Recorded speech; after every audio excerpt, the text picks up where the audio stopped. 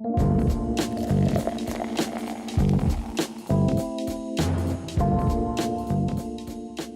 started the business and how has it changed since the beginning, and what have been some transitions? Absolutely. So we are third generation family business here in Saskatoon. Started 66 years ago, proud to say, by my grandfather, Ken Red Hunter, and his brother, Bill Hunter. Not that Bill Hunter that everyone always asked about, although there is a connection there, but it was my Uncle Bill, and a different Bill Hunter that they started the business together. The Bill Hunter he does know, my grandfather was a professional hockey player. The Bill Hunter brought him to Saskatoon to play hockey, and he played for the Quakers. The Quakers, yeah. Everything in like Saskatoon that's old is religious. You know what? Nobody here is going to know really who the Quakers are. It was a professional hockey team here in Saskatoon. Amazing team. My grandpa team won in 1950, 51. I can't remember that year. Was it 51? They won the whole thing, and it's really interesting to see those pictures back in the day. That's what the days that they would wear. The men would wear like the trench coats, fedoras, hats. They'd be walking up the stairs into the planes, like the prop planes back in those days. They were rock stars. They were superheroes. I call those the glory days for bald guys. You can go to the Gap and get one of those. You're all good. Yeah. Anyways, so like We digress. I don't know where my segue is in that. So 66 years, Grandpa Red, which is now the Lounge, right? Yeah, our restaurant is named after him. With the help of Derek, he rebranded it. We decided we wanted something that made a difference, meant a lot to us, and it was a natural fit. So it's now called Red's. Which is awesome, and it's incredible. Great it's branded with pictures of the players and the team from back in the day. And just as a little aside, one of our employees also works at the Saskatoon Club. And one of the players, Cyrus, is a member, and sorry, I hate to say it, still alive. My grandfather would be 97 today, so Cyrus is still alive. Most of the team is not. And so she took a picture, and his picture's up there. And she took a picture and took it to him and showed him this. He's up there in this restaurant, because he was the guy. They were the guys back then. They were getting the letters from the kids. They were signing things. And he's like, you have to show this to my wife. She was going to leave me yesterday. You know, and she said he walked out of if you don't make it 97 years, it's probably... But she said he walked out of there and he was like 10 feet tall. You know, it was a great story, so yeah. So how did it transition then from grandfather to your parents? Okay. And what did your parents just stay status quo? It's the first chamber on tap. Welcome to English 101. Testing one. Yeah. So did your parents take over the business and keep it as it was, or did they grow it? Did they do some stuff? Tell us a bit about that. Like any other entrepreneur, you're not happy with status quo. You want to grow and change. So second generation is my father, who is still the general manager, my uncle Ed, who as well is the manager over at our West Side location, and my uncle Rick, who actually is retired now. So it was the three of them that transitioned in, and my grandfather stepped back, but my uncle Bill died before I was born, actually, so he wasn't involved. I don't recall him, but he was apparently a brilliant businessman and money man. And so sorry, I don't know where I was. But so anyways, they transitioned in, but my grandfather never fully retired. Yeah. He'd walk in the building when I was working, when I was a teenager, and he'd say, why are all these lights on? Wasting all this power. Next time my dad would walk away, why are these lights off? You look like we're closed. You know, it was just, he'd pick up garbage in the parking lot. He'd tell me which light was burnt out. He was awesome. Right to the very end. That's awesome. So what do you, like your role in Hunters Bowling now, how are you, is there a succession? Are you kind of working your way so the other guys can retire? Absolutely, we're in that transition. We've been working on it for the last couple of years. My dad has taken a step back. He's still the boss, he still signs the checks, but he's enjoying his retirement. My Uncle Ed is going to be reaching that in the future. So my sister, who has been the accountant, she's brilliant. which is always really good in a family business to have a great accountant, keep me in line. And she's been the accountant since she was, I think, 19. So my sister, the accountant, my cousin Dave, who is basically maintenance, running the whole thing. We have 2 centers now, and he'll be taking a management position with his dad when his dad finally retires. And like you all know, the succession planning, it's a long process, but we've started it and we're moving towards that. So let's talk a little bit about that. Obviously, there's a couple people involved, all family.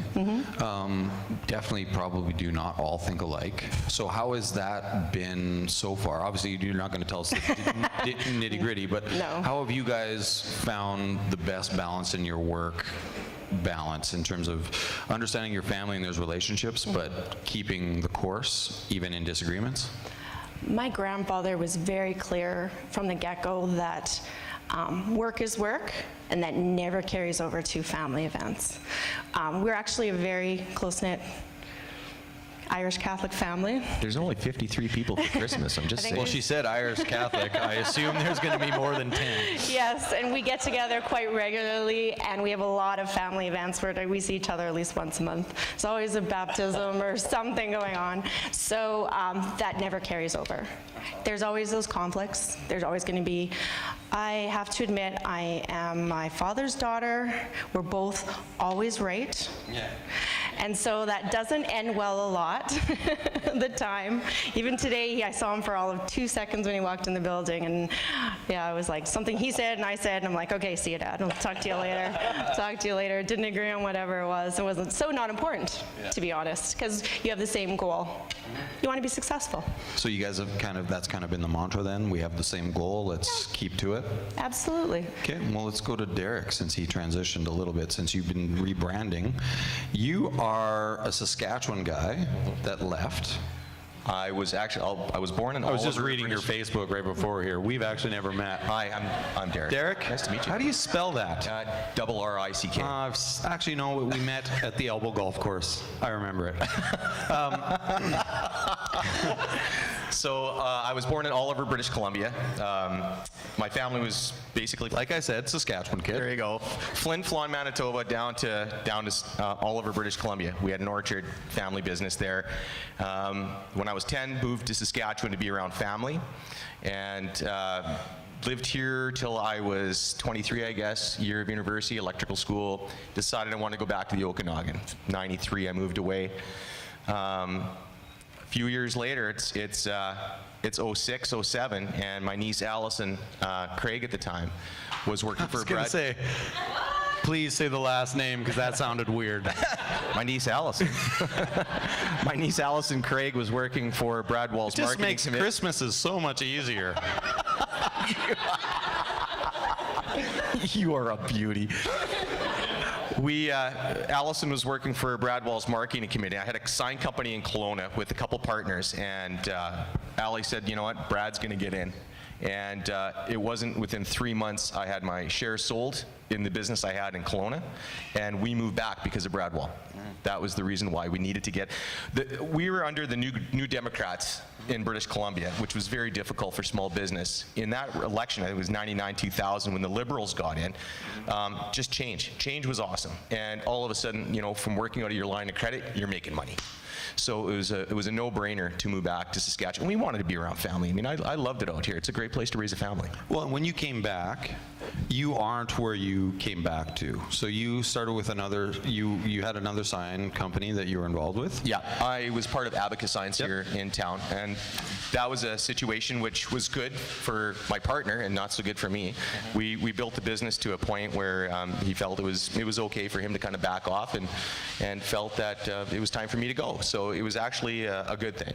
Partner bought me out. I took a little time off. Guys like you were bugging me, like, Reimer, why don't you start another shop? And so I did. So, I mean, we're going to bounce back and forth, Allie, and Derek. I mean, Allison. We've never met each other before. How was that? Because, I mean, part of that, you kind of just spit out a whole bunch of information, but you didn't really acknowledge you have young kids, like you had a life, you had mortgages. Like, to leave a business and have nothing, how, like, that's kind of the DNA of an entrepreneur, and that's kind of what I want to dig into. It's this risk and seeing the light at the end of the tunnel before anyone else sees it. How was that transition? Was it easy? Were you stressed out, and how did you cope? Oh, yeah. I mean, of course, with any business, there's going to be ups and downs, but the stress, yeah. I mean, I'm all risk and reward. You have to be. If you have to be smart about it. But to start a business, you've got to be, I hate to say it, this sounds stupid, but you got to be a dreamer.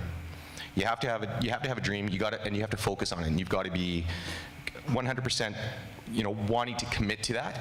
And that's what I did. I did have some good backing, and as far as friends and family and that, but to do something like that, you do it on your own, you can make it happen. And what we did. And from the outside looking in, one of your strengths is accounts receivable. Man, I get emails from you like I just picked up the sign, Derek. You can see I'm texting you driving away. So where Flipping you the bird as I'm driving by New Fab. Exactly. Oh, thanks so much, Derek. So let's talk a little bit about the business state. I'll go to you, Allison. So currently, and Derek kind of did a perfect segue. So we had a government change. I moved here just before that happened, and I saw the city do the electricity. Like everything was gold. The last year, we've seen some flat prices in some of the commodities that have really boosted our businesses. Where do you see business, and how has that been affecting the recreational part? Because your business is recreational. That's a lot of times the extras, right? So how has that affected you, and where do you see the city and the province going in the near future? We're in a different spot than Derek, where we have been around for 66 years, and there's lots of booms and busts over the years. We used to have 5 centers, actually, and now we have 2. Did you not have a center? Was it Battleford? You guys have a center too? That's So, the 5. okay, we'll come back to my original question, because now I'm intrigued Sorry. about the 5, because I feel like we missed a whole bunch. So there's 2 now. Yes, the Eastview and West. Eastview and Fairhaven Bowl, yes. But there was 5. Who brought the 5? Was that your dad? The first one they had was, I was at a seniors trade show yesterday, so talking to all talk slow. talking to all the seniors, which was phenomenal, and they all remember the Bowl Arena on First Ave, and it was right beside the Queen's Hotel. I heard numerous stories how they go to the Queen's, have a beer, go bowl, maybe sneak the beer in, go back and forth. It's now the overpass, so the city took it over or whatever, so it got torn down. And I actually remember the Bowl Arena. It closed, I believe, 79, 80 or something like that. Did it close because the city was expanding? They took over the property. Oh, so that worked out Yeah, okay. so it's now... They paid you? Yeah. I'm assuming? We paid for it. Okay, good. Absolutely. Next, we had the King George down at KG, the KG and King George, beside the King George Hotel. And what happened in that situation is we did not own the heat. It was owned by the hotel, and they did not want us to be there any longer, so they turned off the heat. So that was when we had heaters, we had heating, those heat fans or something going on. Now I'm starting to know why my house is always so cold. So the hotel itself and the people that owned it owned the heat. So we got pushed out of there. I believe now it's underneath. I think it's parking. That used to be our hotel or our bowling center there. Now the condos, it looks very good. I'm not sure, to be honest, that was a bad move. It was downtown, and that was not the best at that time. It was not, you'd say to people, oh, do you want to go to the KG when we'd be full? And they're like, no, they were not interested. It was a different time. KG used to be huge. It was our biggest center, popular. And we did own North Battleford for a while. My Uncle Rick ran it when he was younger. And it's just hard not to be in the same community, and he didn't want to be away. So, and then we opened Fairhaven, which is on the west side on 22nd Street, and Eastview is a location that I actually manage now. I used to be in the office, which is not my strong point, sitting across the office from my sister, the accountant, and some days... Which is her strong point. Oh, yeah, because I'd be like, oh, numbers, we're close. You don't know how many times I'd walk upstairs, turn around, and walk right downstairs. It could be either the best... We shared a room growing up, which I thought was horrible because we're so different. And so it'd either be very quiet or we'd be having a good time. It was never kind of in the middle. That's not my strong point, though. I'd always be caught downstairs talking to people and stuff like that. And my job, I was like, oh, I don't want to sit at a desk. So now I'm at the East Side location, and I do spend a lot of time in the office, which I don't enjoy, but most of the time I love out there talking to my seniors. I'm not the most quiet. Or seniors in my daytime, I love them, they're my heart and soul, but I also there in the evenings, and I love them as well. Derek, let's talk a bit about your business. So you've obviously started the business. When did you start Koncept? When did Koncept become a concept? May of 2012. Okay, so 2012. First years in businesses are always an investment usually. You're not seeing an immediate payback. Yeah, we did our first year. That's where I was going, Derek. You stop it. sorry. I am the host. Gosh, there's cameras here because of me. Stop taking my job. So obviously you had right out of the guns. You came out great. Yeah. And you've grown. You have a great team. But that hasn't always been easy. There's been decisions. How has that journey been for you from starting? It's all about growth. Like, we've grown every year. I mean, we started with 3 of us, and now we're at 13 over 5 years, moved into a new space. I mean, we ran out of space. But, I mean, with growth, there comes a lot of pain, You've got to make the right choices with your team. I'm proud to say everybody that is on our team has been with our team since the beginning. New hires and back to 2012. So I've got an amazing team. You treat them like family, and you'd be amazed what comes in return. Well, it's interesting because in this downturn, you've actually made significant investments. Mm-hmm. So you are now in a new building. Yep. You've designed it, you've gutted it. I actually walked through it because classic Evan forgot I needed a sign tomorrow. So I drove I love up. Your text. You know I know. And your team is so great. But you've done some tremendous investments as well. So you're not just, you're in growth mode, but what do you attribute that growth mode when so many other industries, even sign companies, are feeling the exact opposite? I got to be honest, it's like everybody in the room here. Like, it's people that you rely on, your friends, your family, and great customers. And I mean, I've always told Evan too, I don't really have customers, I have friends. And you just got to treat everybody well and look after them and just make sure they're taken care of. And I think that all falls back on you. So has that always been a philosophy of yours, or did you?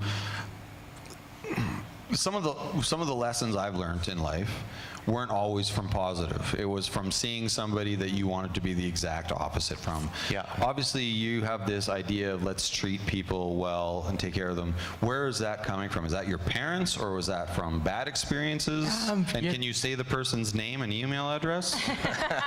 I have to be honest. I was raised by my mom. My dad passed away when I was 10. My mom was probably the biggest influence in my life. And she always told me, you treat everybody the way you want to be treated. And that was a big philosophy with her. And always dress nice. You had to dress nice. That was the thing. So you're doing good on one. So, until she passed away in 06, it was, she always has been and will be my biggest influence on how you take care of people. And it's the way we take care of our kids. It's, everybody's accountable. But you respect them, you love them, and you take care of them. I look at my staff somewhat the same way. I let everybody's accountable, but I give everybody the chance and the choice to be themselves at work. You have to, and we treat our family the same way too. So. And I find from experience, especially with Koncept, and same with Hunters, like I've been there, my boys have been there, and they love it.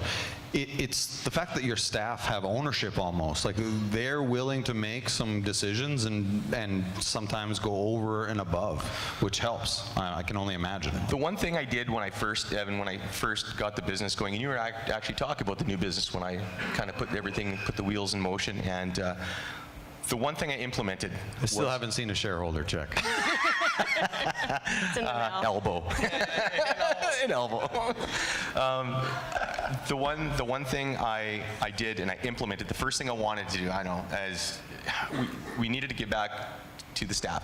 I know everybody that I have works hard, but you had to do something for them. So I immediately had Profit share. Profit sharing. Sorry. I thought you forgot somebody's name. I'm like, you're doing really good, Derek. We treat everybody like family, like that guy. Is my arm numb? Or? Those dudes. I felt like my arm was getting numb there for a second. So we implemented profit sharing, and I have to tell you, I have never seen so many people work hard, and then not just there to work, but to work hard. You know, and they really. They take care of the business. I don't need to micromanage anymore. I've just got I have to tell you, I got the most amazing team. I'm completely blessed with the staff we have. But the profit sharing, you know, for small business, if you can afford it and you want to make your team, your staff feel special, you give them a check at Christmas, I'll tell you, it's the most amazing thing. You know, makes me feel good. You said something very subtle, but I'm going to disagree with you potentially. What? You said small business if you can afford it. I know you couldn't afford it when you started. Like you weren't just saying you get a profit share, I'm just starting this right business. From the get-go. But you did it, and that's what I'm saying. You couldn't afford it when you did it. So that philosophy, and I know there's lots of businessmen I can see, they're bummed. They're like, what the hell is Reimer talking They're about? like, let me clear this tab, I'm out. What did that investment mean to you? And obviously, was that an experience that you felt getting a profit share at one point energized you to work, or was it just something you thought was necessary? As a business owner in Kelowna, you know, to see that light at the end of the tunnel, you've worked so hard all year. You know, you've looked after your customers. You've tried to raise a family. You work in your community. You know, we were part of the Lions Club in Kelowna. You know, you work hard to be a part of that community and your business. And at the end of the year, to have a little bit to say, you know what, I worked really hard for this year. That was pretty empowering to me, and I wanted to give that back. So I'm giving it back to my staff. That's awesome. And Allison likes old people, and now I get it. You were in the Lions Club in Kelowna. How much purple hair was in that room? Oh. I remember. Like I've gone to Kelowna every summer since I was born, and I remember going to the Safeway in Kelowna in like the '80s. It was purple hair everywhere, and now it's like 17-year-old Justin Bieber's driving Porsches. It's the weirdest thing. Anyway, I digress. Allison, where do you see? I mean.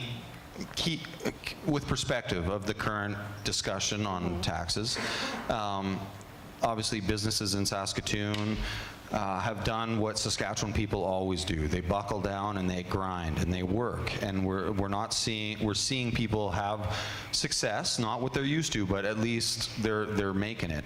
Where do you see business? Specifically in your world, where do you guys see that going in the next few years? Well, we've made some changes. We consider ourselves not a bowling alley.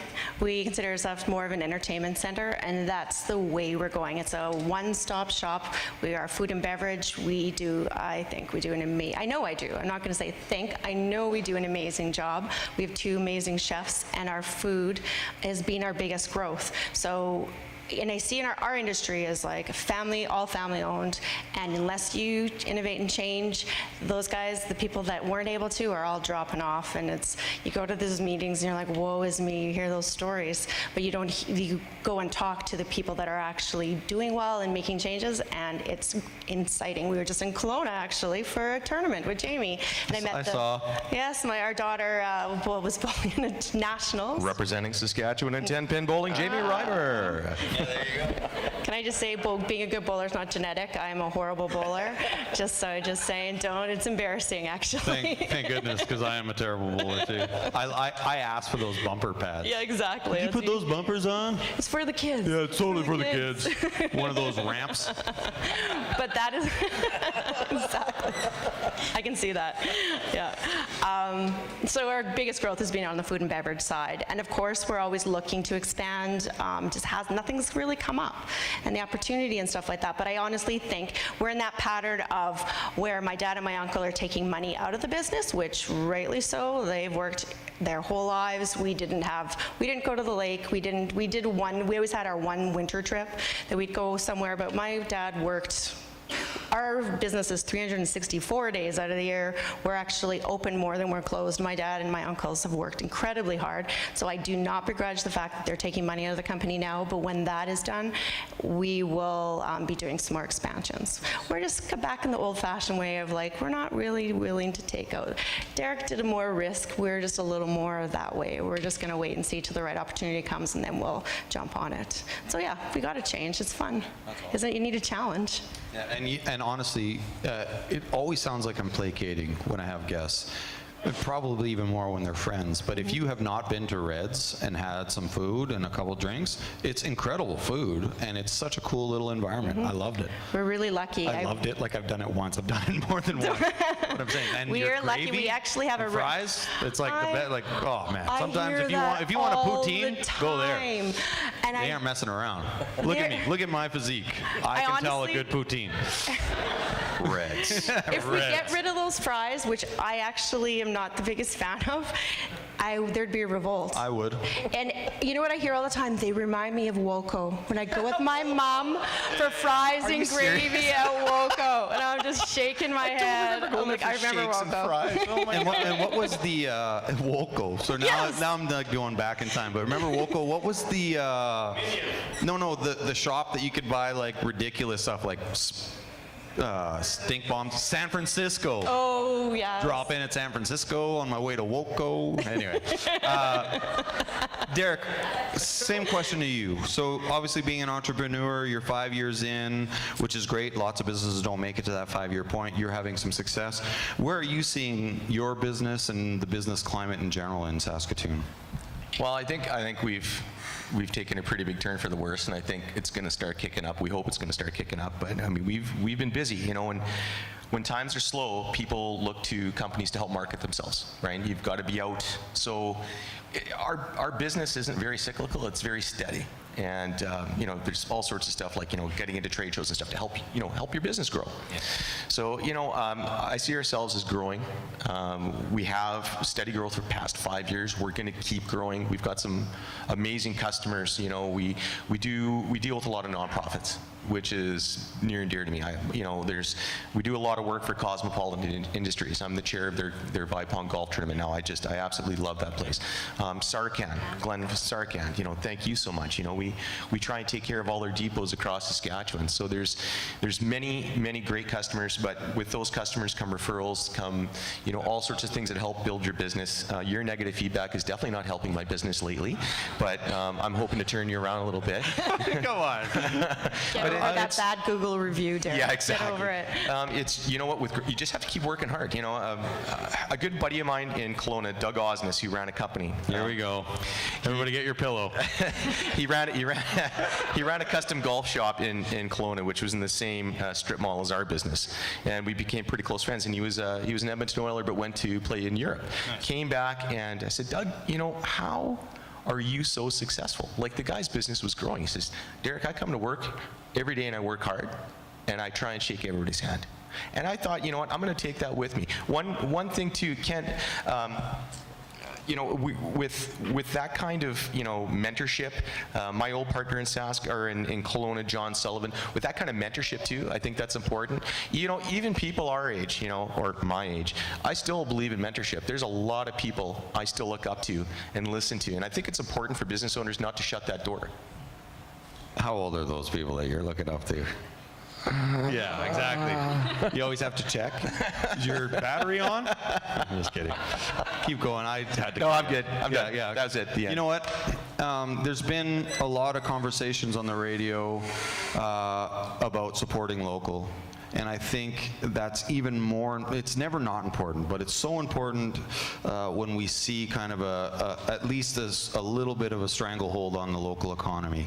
You are two local businesses that, I mean, we're full of small business owners in here and business people that I challenge people in Saskatoon to start supporting local. Koncept Signs, Hunter's Bowling.